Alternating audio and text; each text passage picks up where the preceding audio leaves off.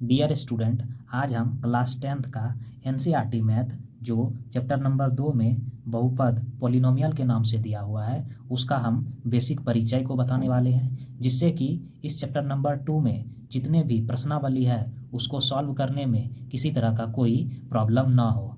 तो वीडियो में शुरू से लास्ट तक बने रहिए। चलिए वीडियो को स्टार्ट करते हैं।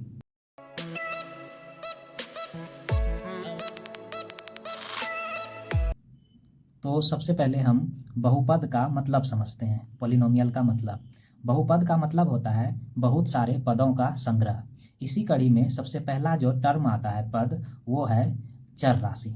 चर राशि किसे कहते हैं? तो चर राशि जो होता है, जैसे ए, बी, सी, डी और एक्स, वाई, जेड, इन सभी राशि को हम चर राशि कहते हैं।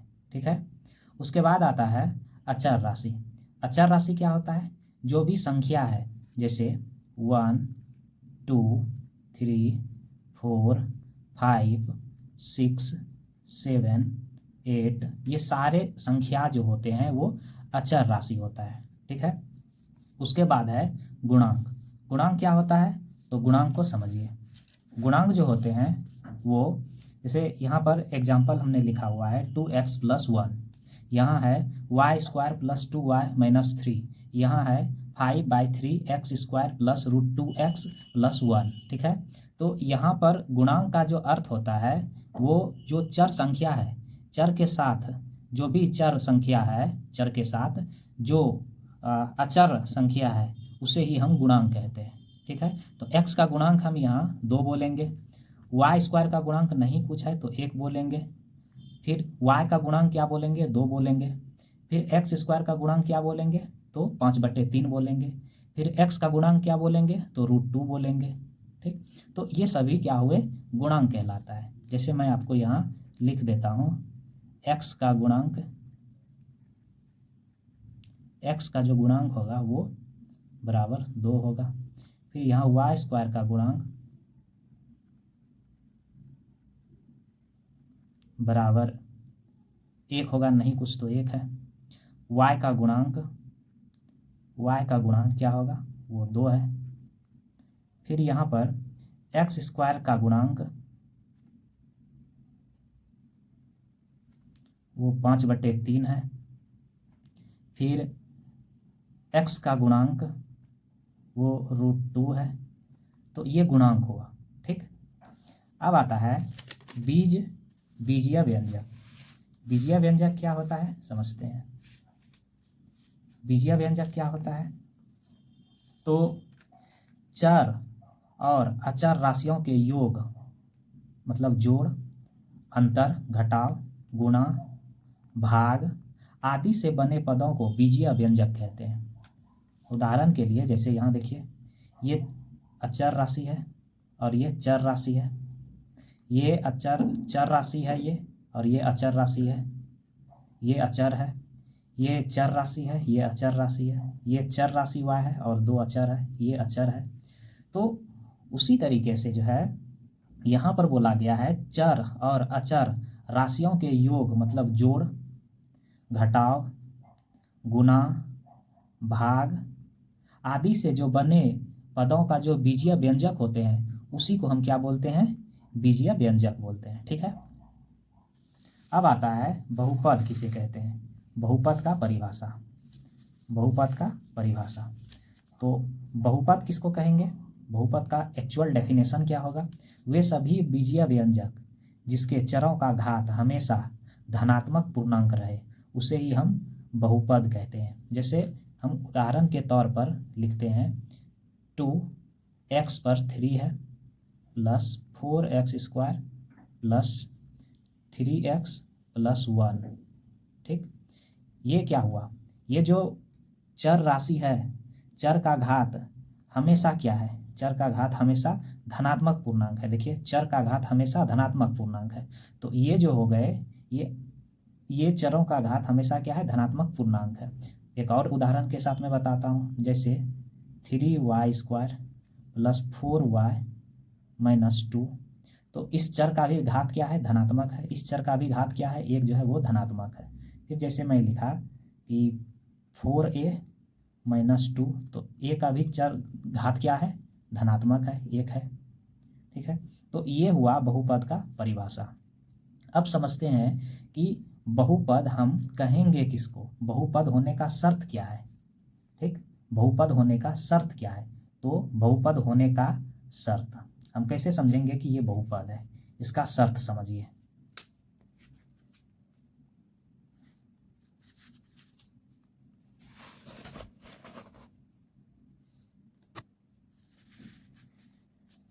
बहुपद होने का शर्त, बहुपद होने का शर्त क्या है, तो सबसे पहला जो शर्त है वो चर राशि का जो घात होगा हमेशा धनात्मक पूर्णांक होना चाहिए, ऋणात्मक नहीं। जैसे यहाँ देख सकते हैं ये ऋणात्मक पूर्णांक है, तो इस तरह से नहीं होना चाहिए, इसमें धनात्मक पूर्णांक होना चाहिए। जैसे यहाँ पर x का जो घात है 1 है, यह धनात्मक है बट यहाँ ऋणात्मक है, तो जो चर का घात होगा वो हमेशा क्या होगा, धनात्मक पूर्णांक होना चाहिए, तभी ये बहुपद कहलाएगा। तो क्या कहेंगे, बहुपद या नहीं है, बहुपद नहीं है। ठीक है, दूसरा क्या है, चर राशि जो होगा वो रूट में नहीं होना चाहिए। देखिए यहाँ पर चर राशि रूट में है, तो रूट में जब भी कोई चर राशि रहेगा तब भी वो बहुपद नहीं कहलाएगा, तो ये भी बहुपद नहीं है। ठीक है, उसके बाद है कि चर राशि हर में कभी भी नहीं रहना चाहिए। देखिए यहाँ पर 1/x+2, तो ये जो चर राशि है वो हर में आ गया, तो ये भी बहुपद नहीं होगा। ठीक है, अब हम समझते हैं बहुपद का प्रकार। अब हम समझेंगे बहुपद का प्रकार। तो बहुपद कितने प्रकार के होते हैं, तो फर्स्ट है यहाँ पद के आधार पर और दूसरा है घात के आधार पर। तो सबसे पहले समझते हैं पद के आधार पर बहुपद। तो पद के आधार पर पहला है एक पदी बहुपद, मतलब वे बहुपद जिसका पद सिर्फ एक हो। जैसे कि मान लेते हैं ये 2x एक पद है, ये जैसे है y² एक पद है, जैसे मान लेते हैं √3a एक पद है, जैसे मान लेते हैं a तो एक पद है। तो ये हो गया सभी एक पदी बहुपद। दूसरा है द्विपदी बहुपद। तो द्विपदी बहुपद का उदाहरण है जैसे 2x+1, जैसे y² - 3y, जैसे √4x+1। तो इसमें दो पद आ रहा है, एक पद √4x, ठीक, और दूसरा पद है 1। इसमें भी देखिए दो पद है, एक है 2x, दूसरा है 1। इसमें भी दो पद y² और दूसरा पद है 3y। ठीक है, नेक्स्ट है त्रिपदी बहुपद। तो त्रिपदी बहुपद किसको कहेंगे, जिस बहुपद का पद 3 हो, जैसे √3x स्क्वायर दे देते हैं +4x - 2, एक पद, दो पद, तीन पद। जैसे हम कहेंगे x² - 4x + 2, एक पद, दो पद, तीन पद। ठीक है, तो ये पद के आधार पर बहुपद का हुआ प्रकार। अब आता है बारी घात के आधार पर। घात के आधार पर कौन कौन सा बहुपद होते हैं, तो सबसे पहले है एक घाती बहुपद। एक घाती बहुपद या फिर इसे रैखिक बहुपद भी बोलते हैं। एक घाती बहुपद किसको कहेंगे, तो ऐसा बहुपद जिसका अधिकतम घात 1 हो उसे ही हम एक घाती बहुपद कहेंगे। जैसे उदाहरण के लिए x+2 एक घात का बहुपद है। देखिए इस पर घात जो है वो 1 है। यहाँ पर लिखेंगे जैसे y-1 एक घात का बहुपद, इस पर मैक्सिमम घात कितना है, 1 है। जैसे यहाँ लिखेंगे √2x और -4, तो यहाँ पर x पर मैक्सिमम एक घात है। ठीक है, तो ये हुआ एक घाती बहुपद या इसे रैखिक बहुपद कहते हैं। इसका जो व्यापक रूप होगा, व्यापक रूप वो ax + b के रूप का होगा। इसका व्यापक रूप क्या होगा, ax + b के रूप में। देखिए यहाँ पर a के रूप में नहीं कुछ तो 1 है, x चर में है और b क्या है 2 है। यहाँ पर a के रूप में नहीं कुछ तो 1 है और ये y चर है, चर y में है, और b के रूप में क्या है 1 है। यहाँ पर देखिए a के रूप में √2 है और x चर है और b क्या है -4 है। तो इसका जो व्यापक रूप होता है रैखिक बहुपद का या एक घाती बहुपद का वो ax + b होता है। ठीक है, अब आता है बारी द्विघात बहुपद। तो द्विघात बहुपद का उदाहरण क्या होगा? द्विघात बहुपद किसको कहेंगे? वैसा बहुपद जिसका अधिकतम घात 2 हो, मतलब ऐसे बहुपद जिसके चरों का अधिकतम घात 2 हो, जैसे कि x² - 4x + 2। इसका अधिकतम घात कितना है? देखिए 2 है। जैसे हमने कहा √2y² - 4x + 3, तो इसका अधिकतम घात कितना है? y का 2 है। तो ये हुआ द्विघाती बहुपद। इसका व्यापक रूप क्या होगा? व्यापक रूप क्या होगा? तो ax² + bx + c के रूप का होता है। इसका व्यापक रूप क्या होगा? ax² + bx + c। ठीक है, अब आता है बारी त्रिघाती बहुपद। त्रिघाती बहुपद किसको कहते हैं? वैसा बहुपद जिसके चरों का अधिकतम घात 3 हो। ठीक है, जैसे उदाहरण के लिए समझिए, यहाँ 3x पर पावर 3 है प्लस 2x² पर पावर 2x² - 4x अब +1, या और समझ सकते हैं जैसे y³ - 4y² + 2y + 3।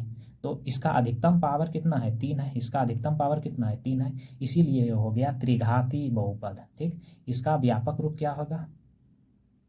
व्यापक रूप त्रिघाती बहुपद का व्यापक रूप ax³ + bx² + cx + d होगा। ठीक है, ये होता है इसका व्यापक रूप। अब समझते हैं, जो कि बहुत ही ज़्यादा इम्पॉर्टेंट है एक्सरसाइज के लिए, बहुपद का शून्यक। बहुपद का शून्यक या इसे मूल भी कहेंगे। आगे इसका काम होगा इस शब्द का मूल, बहुपद का शून्यक या फिर बहुपद का मूल। समझिए इसको। यहाँ पर हमने लिखा हुआ है कि माना px जो है एक बहुपद है, x² + 7x + 10। ठीक, तो ये जो बहुपद है x चर में है, ठीक ना। और यहाँ पर है कि k जो है कोई एक वास्तविक संख्या, माना k जो है क्या है? एक वास्तविक संख्या है। तो k का मान x के जगह पर रखने पर, मतलब कि x के जगह पर k का मान रखने पर यदि वह 0 आ जाए तो k जो होगा इस बहुपद का क्या होगा? शून्यक या फिर मूल होगा। ठीक ना, जैसे उदाहरण लेकर हम आपको समझाते हैं तो और अच्छा से समझ में आएगा।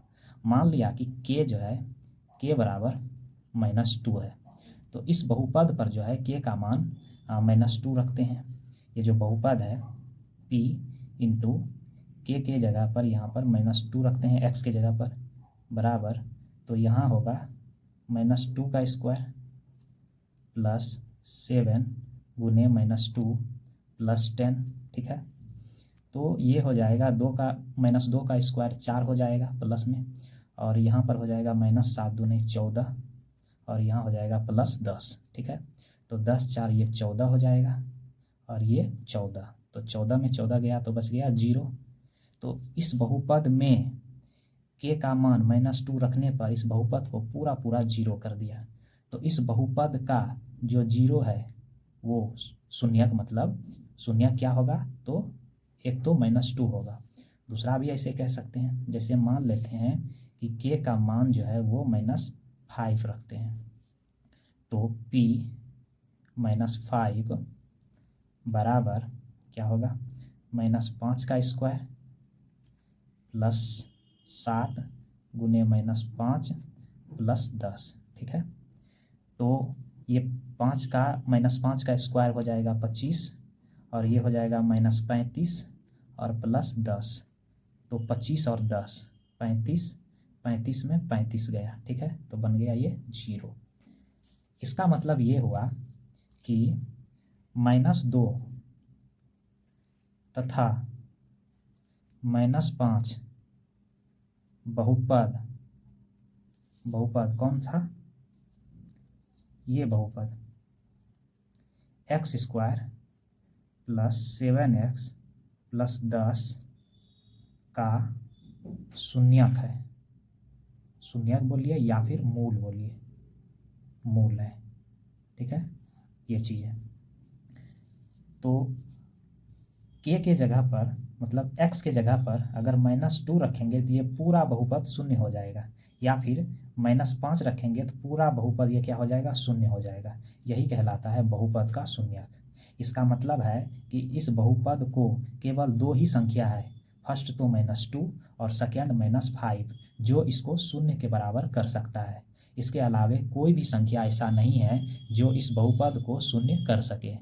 अर्थात इसका सीधा सीधा अर्थ ये हुआ कि जिस किसी भी बहुपद का जितना घात होगा उसका उतना शून्यक होगा। तो ये बहुपद था द्विघात, द्विघात बहुपद। द्विघात बहुपद का जो शून्यकों की संख्या होगी या मूल्य होगा, मूल शून्यक या फिर मूल, वो कितने होंगे, वो 2 होंगे। ठीक है, मतलब जिस बहुपद का जितना घात होगा उसका उतना शून्यक होगा। तो अगर हमारी वीडियो पसंद आई हो तो लाइक, शेयर और सब्सक्राइब जरूर करें। मिलते हैं एक नई वीडियो में प्रश्नावली इन 2.1 के साथ। तब तक के लिए धन्यवाद।